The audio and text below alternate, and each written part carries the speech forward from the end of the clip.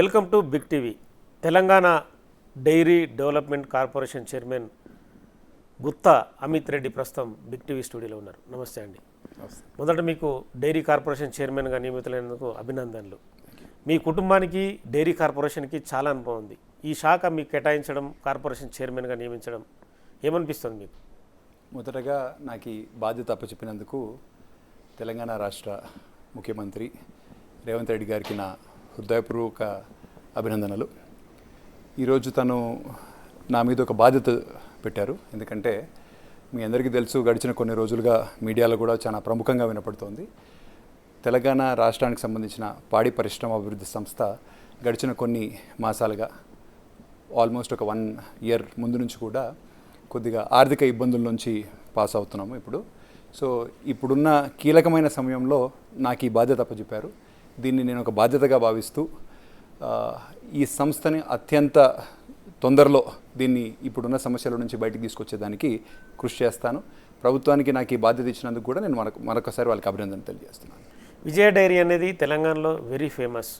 ఒకప్పుడు జనం విజయ డైరీ పాల కోసం క్యూలో నిలబడేవాళ్ళు. అదే విజయ డైరీ అందపాతాళానికి వెళ్ళిన పరిస్థితి. అంటే ఇది వ్యక్తుల ప్రమేయమా, వ్యవస్థ ప్రమేయం జరిగిందంటారా? దీనికి అనేక కారణాలు ఉన్నాయండి. ఎందుకంటే పాలు అనేవి ఒక అగ్రి కమోడిటీ. ఈ అగ్రి కమోడిటీకి సంబంధించినంత వరకు మార్కెట్లో ఎప్పుడు కూడా పాల అందుబాటు, డిమాండ్ అండ్ సప్లై అనేది ఎప్పటికప్పుడు మారుతూ ఉంటాయి. సో పాల ధర, ఒకవేళ పాలు అందుబాటులో తక్కువ ఉన్నప్పుడు ధర పెరగడం కానీ, లేకపోతే పాలకు సంబంధించినంత వరకు ఎప్పుడైతే అవైలబిలిటీ పెరుగుతుందో అప్పుడు ధర కూడా కొంచెం తగ్గేదానికి ఆస్కారం ఉంటుంది. సో మనము పాడి పరిశ్రమ తరఫున మనం ఎప్పుడు కూడా రైతుల శ్రేయస్సును దృష్టిలో పెట్టుకొని ధర నిర్ణయం అనేది జరుగుతూ ఉంటుంది. కాకపోతే ఎప్పుడైతే మార్కెట్లో ధర తక్కువ ఉండి పాల అవైలబిలిటీ కూడా కొంచెం మనం పెంచాలి అని అనుకున్నప్పుడు పాడి ధరను కొద్దిగా పాలకు సంబంధించిన ధరను కొంచెం పెంచడం జరుగుతుంది.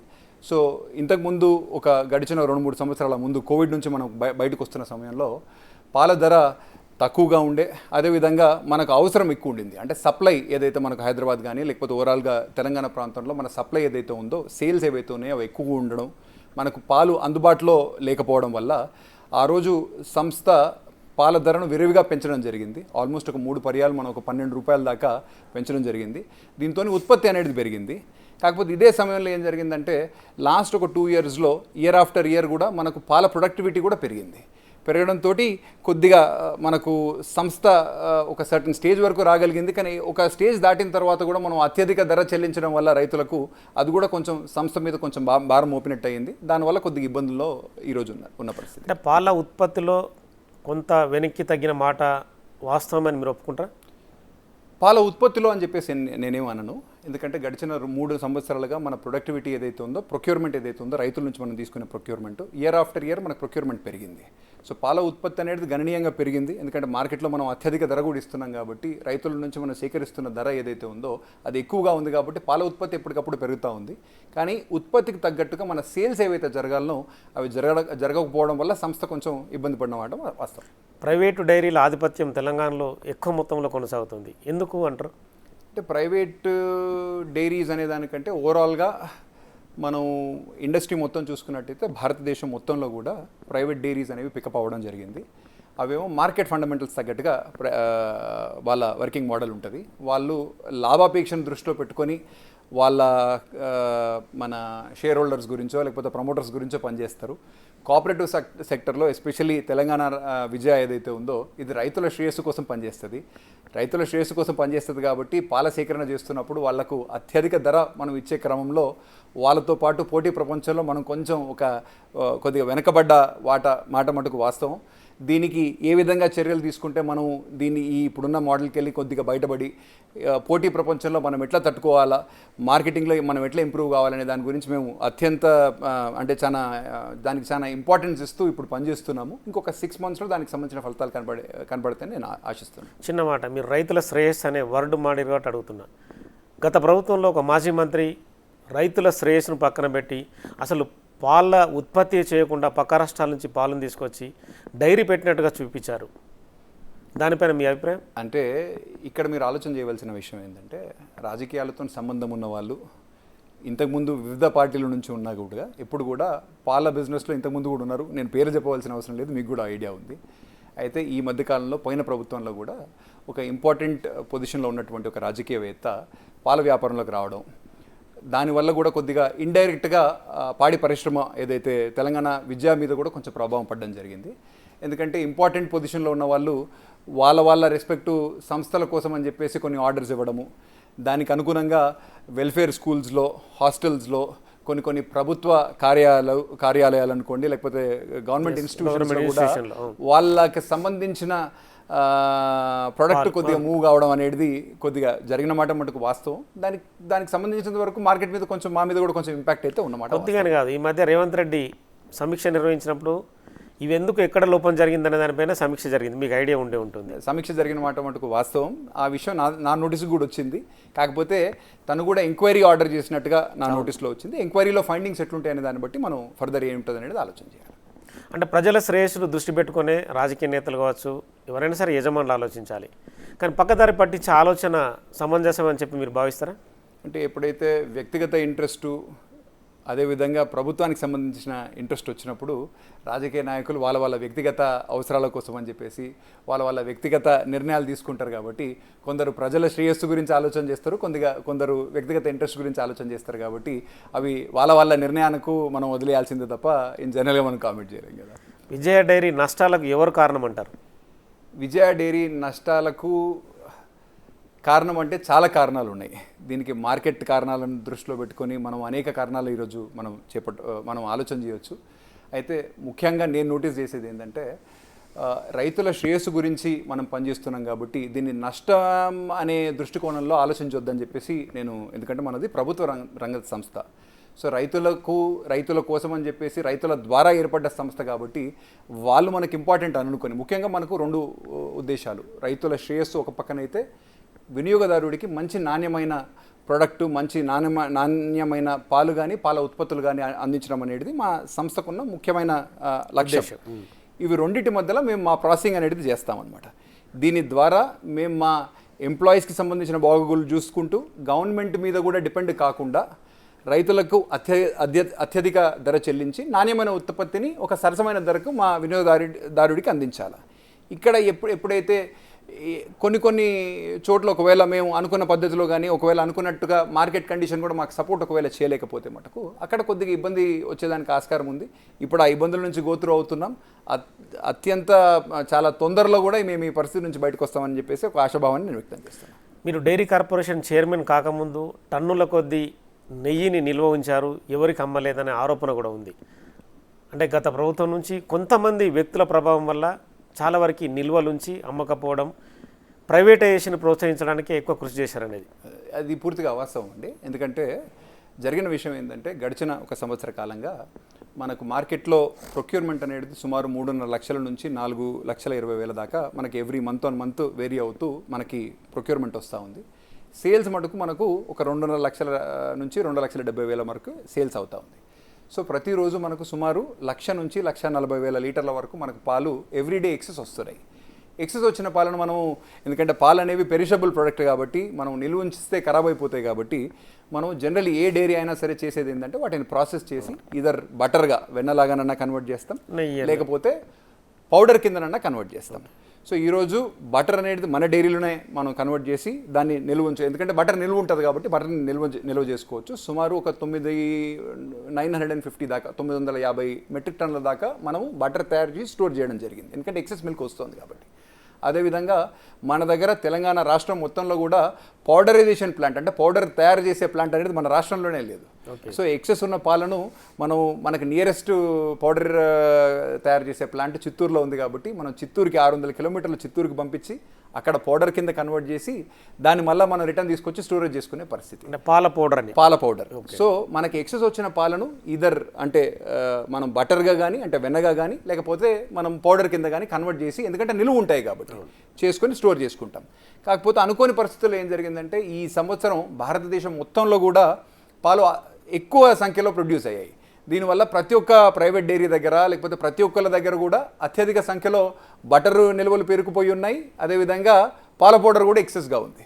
ఇప్పుడు ఈరోజు మనం స్టోర్ చేసిన బటర్ని కానీ లేకపోతే స్టోర్ చేసిన పౌడర్ని కానీ మనం మళ్ళీ టెండర్ త్రూ ఒకవేళ ఆక్షన్ చేసి అమ్ముదాం అనుకుంటే వాటి ధర కూడా మార్కెట్లో పడిపోయిన పరిస్థితి, లాస్ అవుతుంది. సో అందుకోసం అని చెప్పేసి మంచి టైం ఎప్పుడైతే, ఎందుకంటే మన కోల్డ్ స్టోరేజ్ ఫెసిలిటీస్ ఉన్నాయి, అవకాశం కరెక్ట్గా వచ్చినప్పుడు మంచి మార్కెట్లో ప్రైస్ వచ్చినప్పుడు వాటిని అమ్మాలనే ఉద్దేశంతో కూడా దాని గురించి వెయిట్ చేస్తూ ఉన్నాం.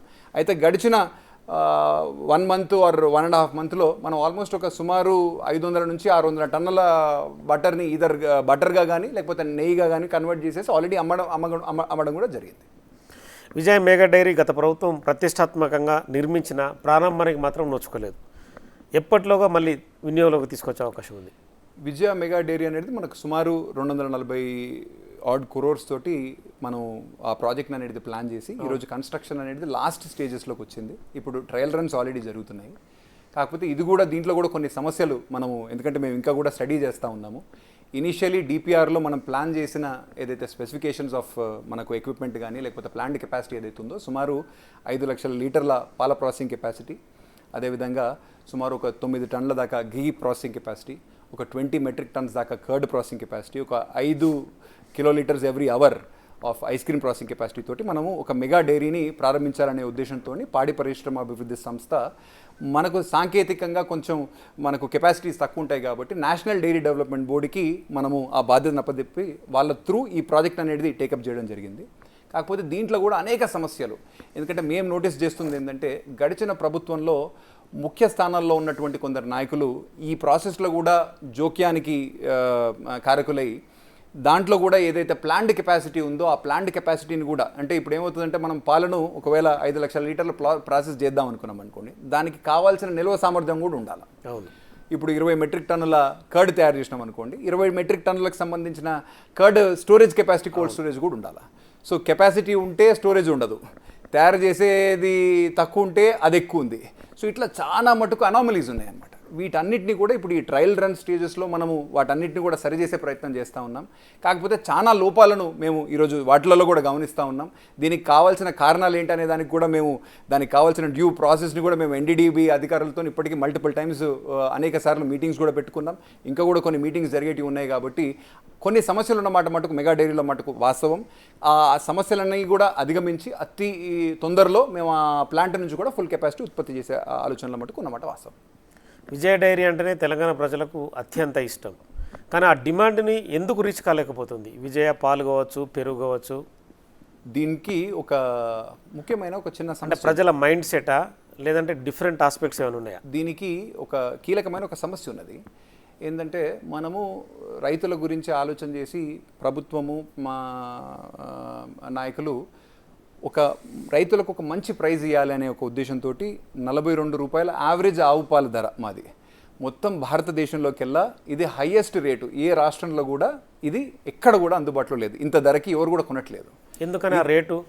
రైతుల శ్రేయస్సు గురించి, రైతుల కోసం అని చెప్పేసి మనం బాగా చేయాలనే ఉద్దేశంతో 42 రూపాయల అత్యధిక ధర మన రైతులకు మన రాష్ట్రంలో ఇస్తున్నాం అనమాట. అదే మీరు ఒకవేళ కంపారిజన్ గురించి మీరు కర్ణాటకలో ఆలోచన చేస్తే యావరేజ్గా అక్కడ ఆ రాష్ట్రంలో ఈరోజు పాలు మనకు ఆవు పాలు 30 నుంచి 32 రూపాయల్లో దొరుకుతున్నాయి.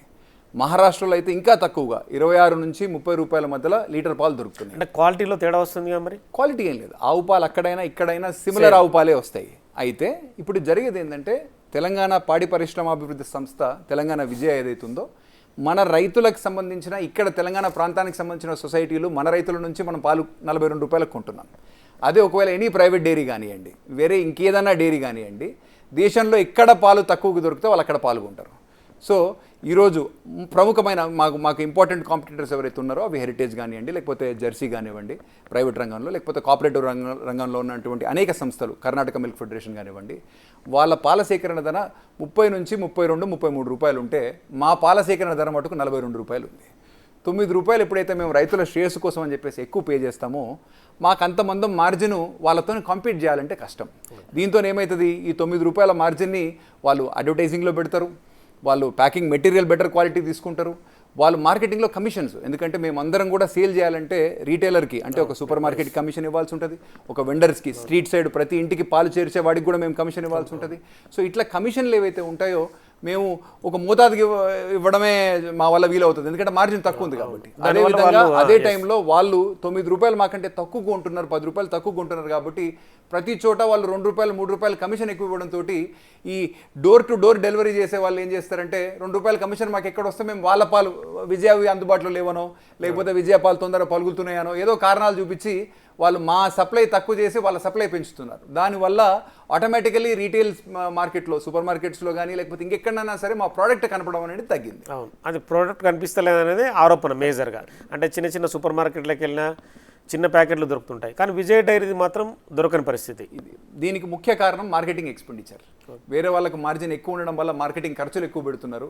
మాకు మార్జిన్స్ కొద్దిగా మేము రైతులకు ఎక్కువ ఇస్తున్నాం కాబట్టి న్యాచురల్లీ మాకు కొద్దిగా వర్కబుల్ మార్జిన్ తక్కువ ఉందన్నమాట. అంటే ఈ సమస్యను అధిగమించడానికి టెక్నిక్స్ ఏమన్నా అంటే ఆలోచనలు చేసే ఉందా? ఈ సమస్యని అధిగమించాలంటే 2-3 విషయాలు మేము ప్రభుత్వం దృష్టికి తీసుకుపోయినాం. సంస్థకున్న కష్టాలు ఏంటి, నష్టాలు ఈరోజు రావడానికి కారణాలు ఏంటి అనేది ప్రభుత్వంతో మాట్లాడుతూ ఉన్నాం. మా ముఖ్యమంత్రి రేవంత్ రెడ్డి గారి మట్టుకు ఒక ముఖ్యమైన పాయింట్ మాకు చెప్పడం జరిగింది. తెలంగాణ విద్య అనేది రైతుల శ్రేయస్సు కోసం రైతుల ద్వారా పనిచేస్తున్నటువంటి సంస్థ కాబట్టి ఎక్కడ కూడా మనం ధర తగ్గించే దాని గురించి మనం ఆలోచన చేయకూడదు అనేది ఆయన ముఖ్యమైన ఆలోచన.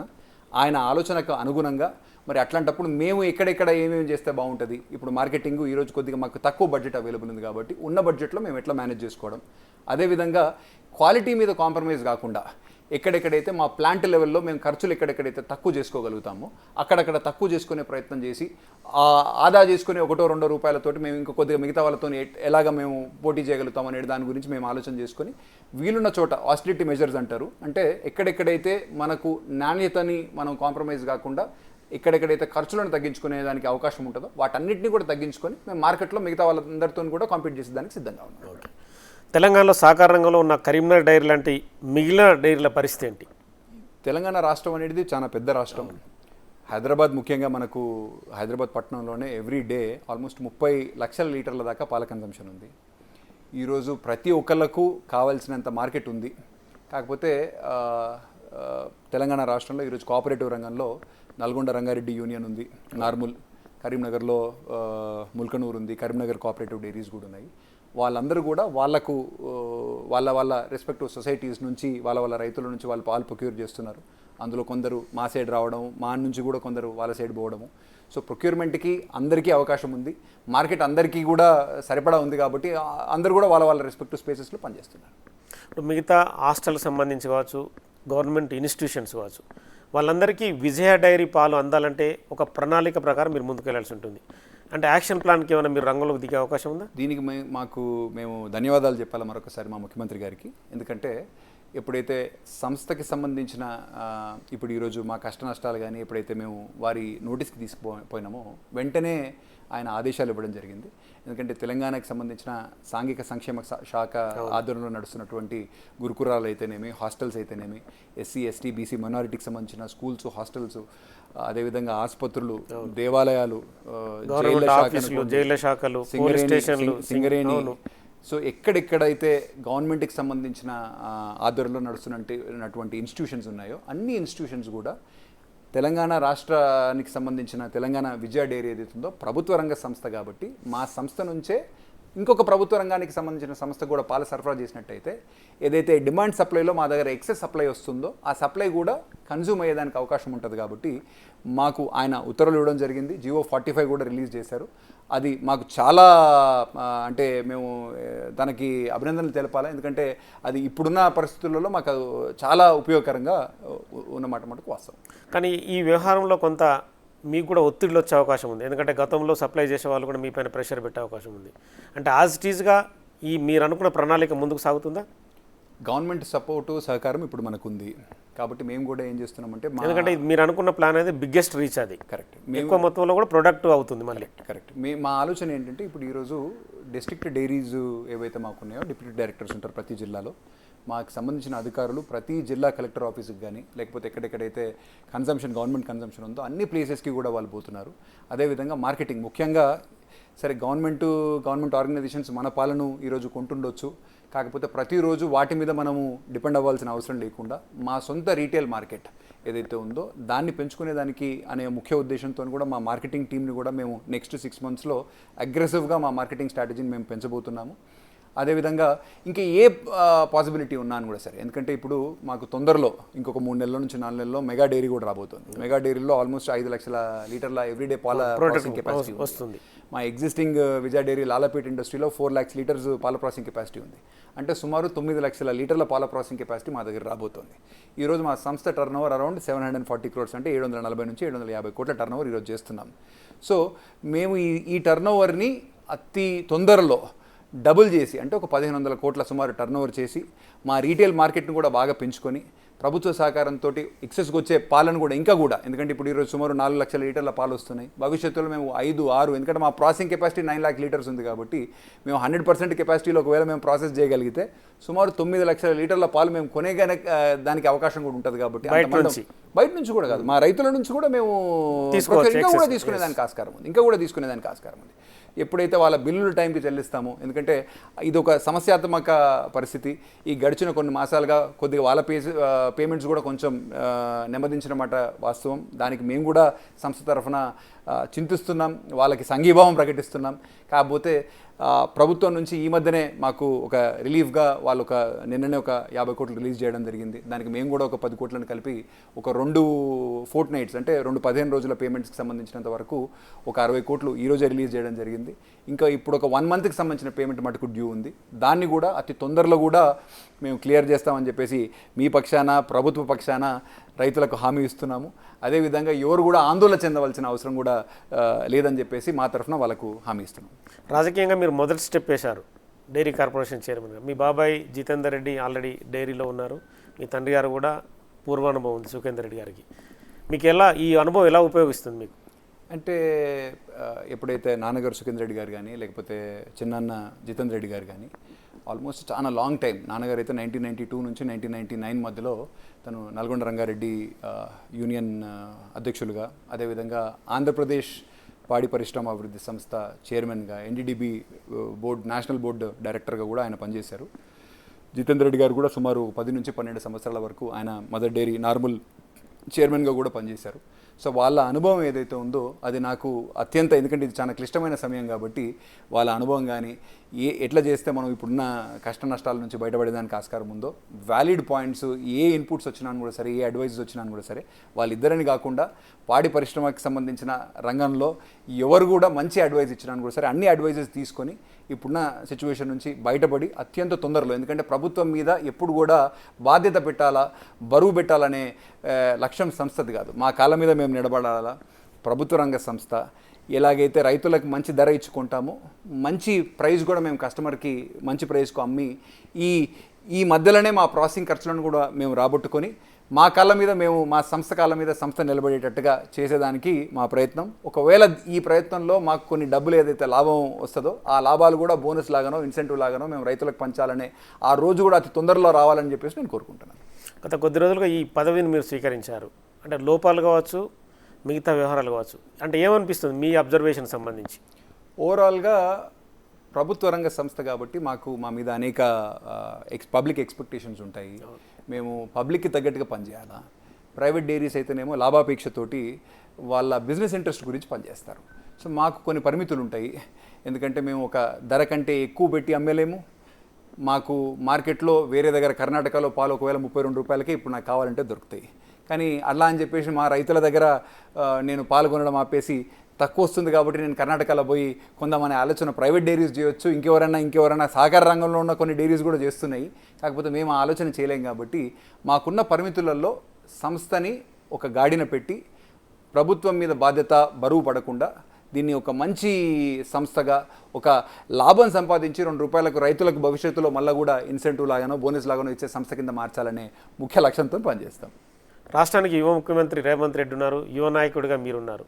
ఎలా ఉంది కాంగ్రెస్ పార్టీకి సంబంధించిన పాలన కావచ్చు, మిగతా అబ్జర్వేషన్ కావచ్చు? ఇప్పుడు మీరే చూస్తున్నారు, రైతుల శ్రేయస్సు కోసం అని చెప్పేసి, ప్రజల శ్రేయస్సు కోసం అని చెప్పేసి ప్రజాపాలన అనేది గడిచిన 9 మాసాలుగా జరుగుతూ ఉంది.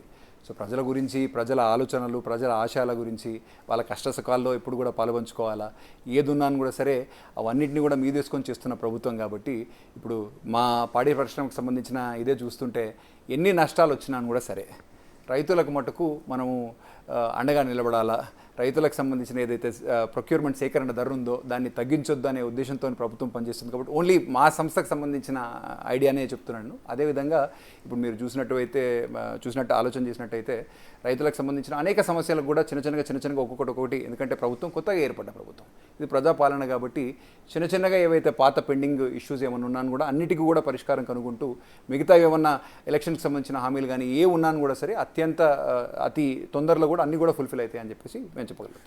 ఫైనల్గా ఒక చిన్న క్వశ్చన్ అడుగుతా. గత 10 ఏళ్ళ బీఆర్ఎస్ ప్రభుత్వం, 10 నెలలు గడిచిన కాంగ్రెస్ ప్రభుత్వం, మీరు యువ నాయకుడిగా సరే పార్టీలు పక్కన పెట్టండి, ఏమనిపిస్తుంది ఓవరాల్గా? అంటే అందులో ఉన్న లోటుపాట్లు కావచ్చు, ఇక్కడ ఉన్న అభివృద్ధికి సంబంధించిన అంశాలు కావచ్చు. లోటుపాట్లు అనే దానికంటే బీఆర్ఎస్ ప్రభుత్వం అనేది అది సెంట్రలైజ్డ్ పాలన. అంటే సెంట్రలైజ్డ్ అంటే ఒక వ్యక్తి స్వామ్య పాలన. అంటే పైనుంచి కొన్ని నిర్ణయాలు తీసుకుంటారు, ఫీడ్బ్యాక్ అంటే ప్రజలు ఏమనుకుంటున్నారు, అది మంచా, దానివల్ల లాభం జరుగుతుందా నష్టం జరుగుతుందా అనే ఫీడ్బ్యాక్ పైకి పోదు, పైన ఏదనుకుంటే కింద అది జరగాల. అది బీఆర్ఎస్ ప్రభుత్వంలో అదురులో జరిగేది. కాంగ్రెస్ పాలన అనేది ప్రజాపాలన, కింది నుంచి ఫీడ్బ్యాక్ దానికి పైకి తీసుకుంటూ ఏమన్నా మనం మార్పు చేర్పులు చేయాలన్నా, ప్రజల అవసరాలు ఎట్లా మారుతున్నాయి అనే దాన్ని బేస్ చేసుకొని చేస్తున్న పాలన. కాబట్టి అది పూర్తిగా వ్యక్తిస్వామ్య పాలన, ఇది పూర్తిగా ప్రజాస్వామ్య పాలన. ఈ డిఫరెన్స్ అనేది ప్రజలందరికీ కూడా కనపడుతుంది ఆల్రెడీ. Thank you. సో మొత్తానికైతే డైరీ కార్పొరేషన్ చైర్మన్ని మరింత ముందుకు తీసుకెళ్తామని చెప్పి గుత్తా అమిత్ రెడ్డి చెప్తున్నారు. ఖచ్చితంగా పాడి పరిశ్రమ రైతులు ఆందోళన పడాల్సిన అవసరం లేదు. ఖచ్చితంగా విజయ డైరీని లాభాల బాట వైపు నడిపిస్తూ మరింత ముందుకు తీసుకెళ్లడమే తన లక్ష్యం అని చెప్తున్నారు. Signing off, keep watching big TV.